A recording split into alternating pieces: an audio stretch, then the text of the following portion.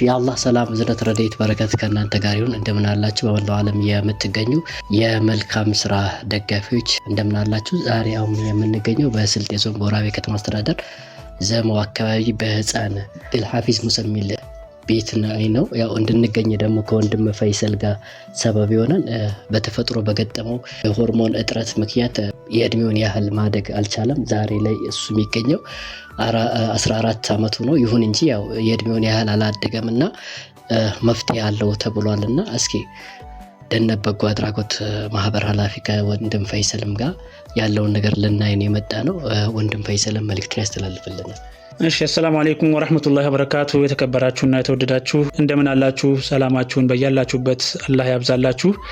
ያ ወንድማችን ሰፋዲን ሁልጊዜም በበጎ ስራ የሚታወቅ ልጅ ነውና እሱ እንደገለጸው ዛሬ የተገኘነው እህታችን ራህመት ቤት ነው ያለነው። ራህመት ይህ ልጅ አብዱልሐፊዝ ሙዘሚል ይባላል። እንደምታዩት ቁም እስኪ። ይህ ልጅ አሁን ስታዩት የስንት ዓመት ልጅ ይመስላችኋል? ይሄ ልጅ አሁን 14 ዓመት ሞልቶታል።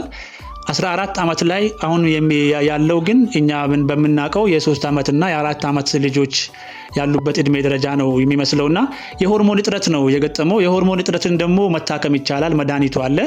ይህን መድኃኒት ለማድረግ እናቱ ስትኳትን ስትለፋ ስትወጣ ስትወርድ 2 ዓመት አሳልፋለች።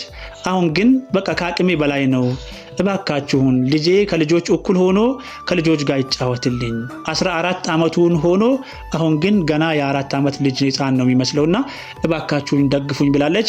እኛም ከዚህ ከስር አካውንት የልጁን የምትደግፉበትን አካውንት እናደርጋለን። በአካውንቱ አቅማችሁ የቻለውን በዓለም አቀፍ ደረጃ ያላችሁ በውጭ ሀገርም ያላችሁ ከሀገር ውስጥም ያላችሁ እባካችሁን ይሄንን ህፃን አብረን ተጋግዘን እንታደገው። እናቱም ይሄው እያለቀሰች ነው አዝናለችና እሷንም የምትላችሁን መልእክት ሰምተን ይሄንን ህፃን ባጠረ ጊዜ አሳክመን ወደ ተሻለ እድሜ በአሁን እድሜው በሚፈቅደው ልክ በእድሜው ደረጃ እንዲያድግ እንደግፈው እንተባበረው ለማለት ነው። ራህመት አብሽሪ። አሰላሙ አለይኩም ወራህመቱላሂ ወበረካቱ። ያው ስሜ ራህመት መስሮ ይባላል። የህፃን አብዱልሐፊዝ እናት ነኝ እና ይሄ ልጅ ከተወለደ ጀምሮ ህመም ላይ ነበረ። የህመሙንም ክትትል እያደረኩለት ነበርና አሁን ባጋጠመው የግሮዝ ሆርሞን እጥረት ምክንያት ነው የእድገት መዘግየት ያጋጠመው። ለዚህ ደግሞ ከፍተኛ ብር እስከ 2 ሚሊዮን ብር በላይ የተጠየቅኩት። እንግዲህ ይሄን ብር አቅሜ አይችልም። ለአላህ ብላችሁ ወደጋግ ኢትዮጵያውን ውጭ ሀገር ያላችሁ ደግፉኝና ልጄን የልጆቹ የጓደኞቹ እኩያ እንዲሆንልኝ ርዱኝ ለማለት ነው። አላህ ይርዳችሁ። አብዱልሐፊዝ ምን ትላቸዋለህ? እስኪ ሚዲያ ላይ ያሉ ሰዎች አንተን ለመደገፍ የሚፈልጉ ሰዎች አሉ። አንተ ምን ትላቸዋለህ? እስኪ በላቸው እስኪ። ሰላም አለይኩም ወራህመቱላሂ ወበረካቱ። ከጓደኞቼ እኩል እንደመሆን ደግፉኝ።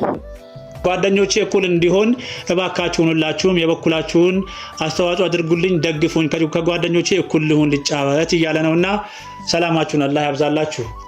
ፈተናዎች ይመጣሉ። የሰው ልጅ ይፈተናል። ከፈተናው አንዱ ደግሞ የሚፈተነው ያገለሰው ቤተሰብ ሳይሆን እኛም ነው የምንፈተነው። ሀቂቃ የሆነ ነገር ማድረግ እየቻለ አለመቻለ ራሱ ፈተና ነው። ምሳሌ ሰው መርዳት እየቻለ ካረዳ በዛ ነገር ወይም ደግሞ ባየው መረጃ በደረሰው መረጃ ይፈተናል ማለት ነው። እና ሁላችንም በምንችለው ያህል አስተዋጽኦ እናደርግ። ሀቂቃ የሚያስፈልገው እስከ 2 ሚሊዮን ነው። መድኃኒቱ ነው ከውጭ የሚመጣው። መድኃኒቱ እስከ 2 ሚሊዮን ብር ያስፈልገዋል። መድኃኒቱ ተጠቀመ ማለት ደግሞ ያው ኢንሻአላህ እድገቱ ጨምርና በአላህ ፍቃድ ሌላ ጊዜ ሲሸማቀቅ የነበረው ከልጆች ሲጫወት እንትን ሲል የበታችነት ስሜት ይሰማው የነበረው ኢንሻአላህ አሁን በዚህ ቪዲዮ በምታዩት አካል እናንተ ባስገባችሁት እናንተ ባስተዋጽኦ ባደረጋችሁት መንገድ ልጁ ደግሞ ነገ ሲቦርቅ ነገ ደግሞ ቁርአንም ያሁል አንድ ያከትም ያለው ብሏል። እንደዚሁ ነው ሁለተኛም ለማክተም እየቀራ ነው።